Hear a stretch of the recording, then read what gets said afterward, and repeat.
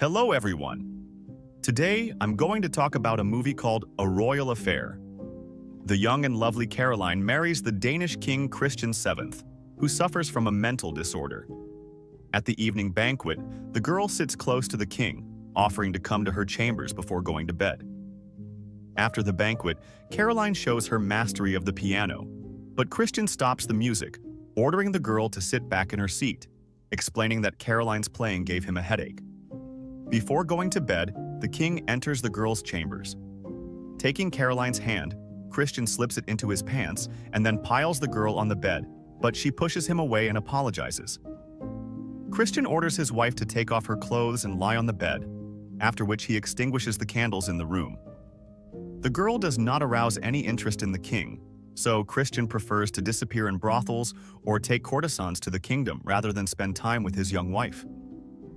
A few months later, King Christian goes on a long trip to Europe, leaving Caroline and her child in the kingdom. Count Ranzau summons Johann Struensee, a local physician, offering to become the king's personal physician and accompany him on his journey through Europe.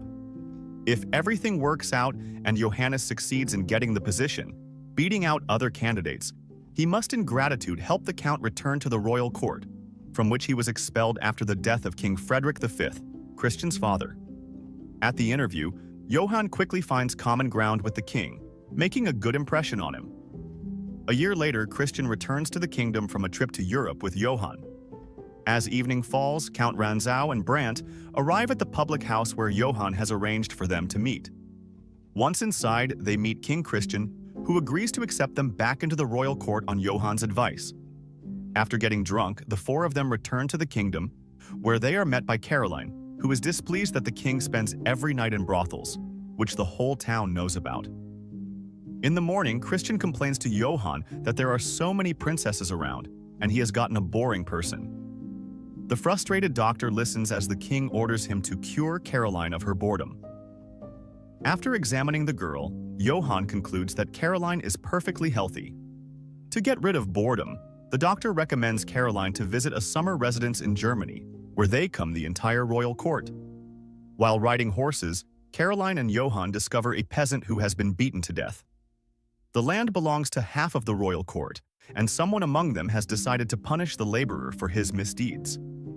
Due to a smallpox epidemic, Johann returns to Denmark, where the disease has killed almost 700 people, mostly children, in the last month. To keep the royal child safe, Johann performs inoculation on him with Caroline's permission. After ascertaining that the child is fine, Caroline proposes to perform the operation on all the inhabitants. This remedy, however, is rejected by the Council of Ministers for lack of funds. Left alone with the king, Johann decides to push Christian to carry out the plan, as the king trusts Johann unconditionally. Struensee invites him to address the Council of Ministers with a pre-learned text, as if Christian were speaking on the stage of a theater. The first decree of the king, or rather Johannes, is to clean the streets of the city of dirt. To do this, more laborers must be hired, and to pay them, Christian, on Johannes's advice, proposes to lower the allowance of those who have their own land and the income from it. At the ball, while Christian is fooling around, Johann invites Caroline to dance. During the dance, feeling an irresistible attraction to the girl, Johann leaves the hall. Caroline follows Johann out, and he begins to kiss her until their kiss is interrupted by a servant passing by. The next evening, Johann receives a note from Caroline and sneaks into her chambers through the servant's passage and then into the queen herself. From that point on, their secret meetings become a regular occurrence, and Christian, at Johann's prompting, promotes more and more laws. Some of them, such as smallpox vaccination, are again rejected by the Council of Ministers for lack of funds. To make it easier for Christian to defend the decisions, Caroline persuades Johann to become an advisor to the king and promote his ideas with him. One of the ministers, Goldberg, suspects that the king is being manipulated and turns to Christian's stepmother, who does not mind her own son taking the throne. At a secret meeting of ministers, Goldberg reads anonymous articles that they believe Johannes has come up with. These articles advocate improving the lives of the peasants, which is disadvantageous to the royal court.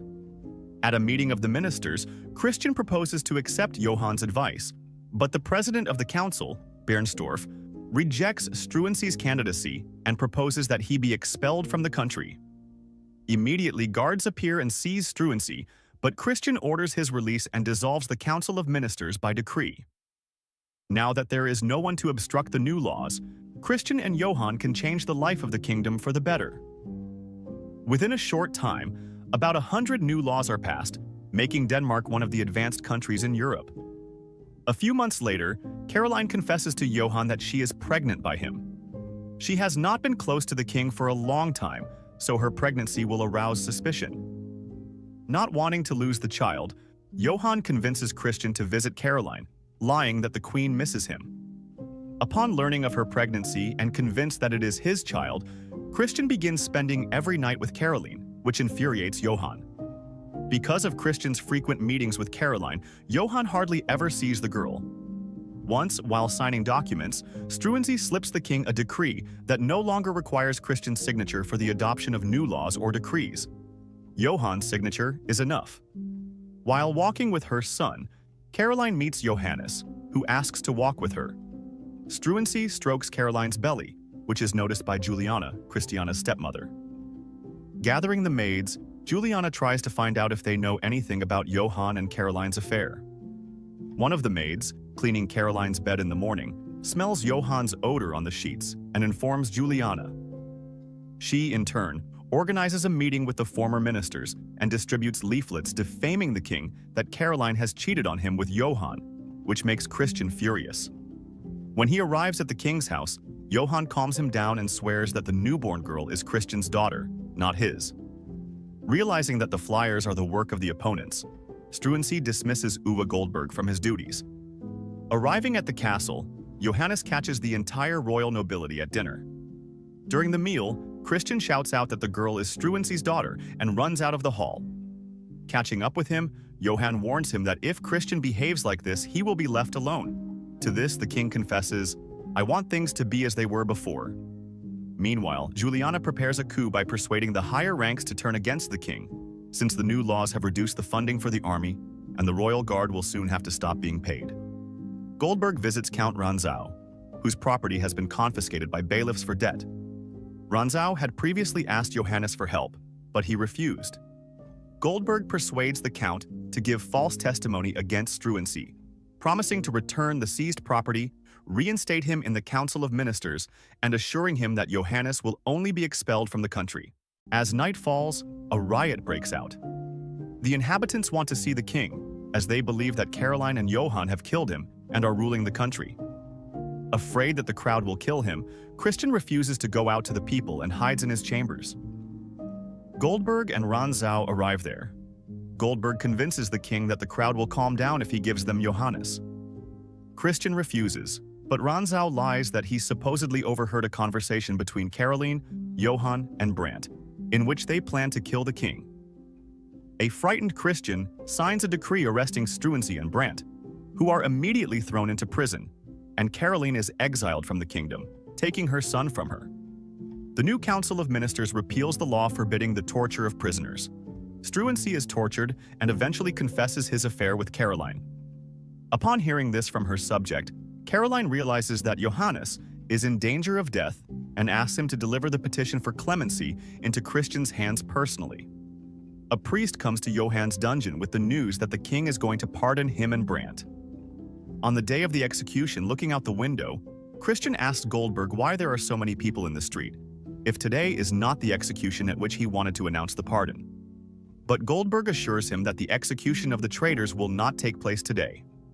At the same time, Johan and Brandt are brought to the scaffold. Brandt continues to believe that Christian will pardon them, but Johan, seeing the priest, realizes that imminent death awaits them and does not tell Brandt. After Johan's execution, Caroline is exiled to Germany, taking her daughter away from her.